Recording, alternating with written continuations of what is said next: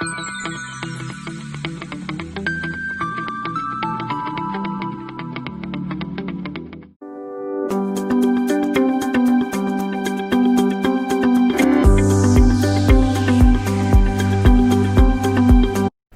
students, I am Kinjal Parmar. Welcome to the video lecture series of Digital Fundamentals. Today we will explore why this Digital Fundamental subject is necessary to learn. Why Digital Fundamental? This Digital Fundamental subject is necessary for the students which use computers or which use this digital system in their study. Also, that's why this Digital Fundamental subject is necessary to learn. As a computer engineer, you have to work on this device, and this computer is basically worked on a digital system.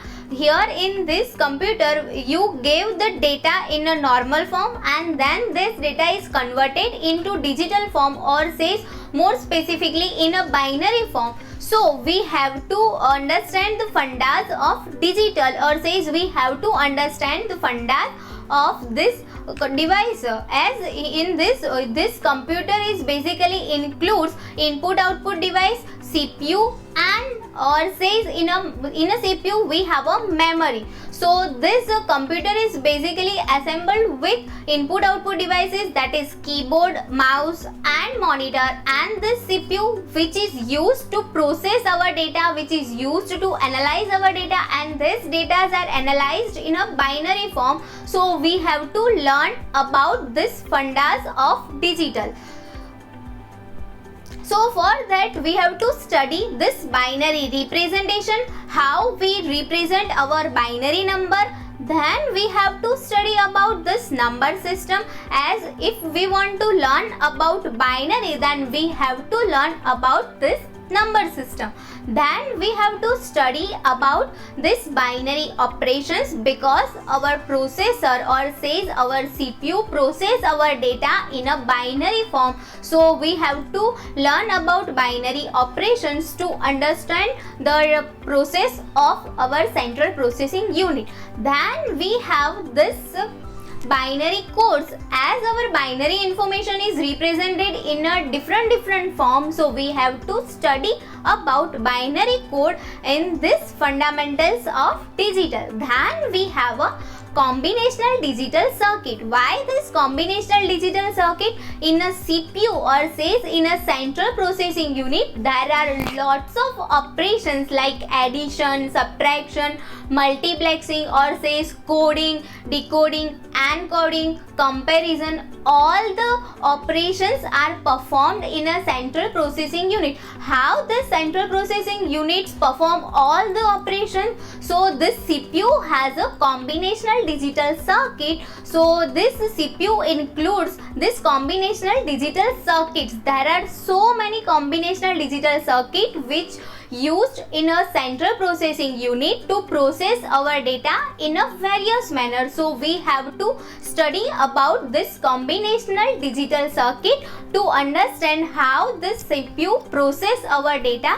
And we have another digital circuit, that is sequential digital circuit. Here this combinational digital circuit is basically simply process our data and give the output according to the inputs. But in a sequential logic circuit, there is a device, or says there is a circuit which stores the past data. So here this sequential digital circuit is basically for storing purpose and for analyzing purpose. So we have to again learn about the sequential digital circuit.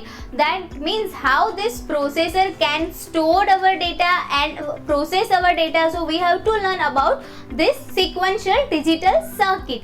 Then we have this programmable logical device.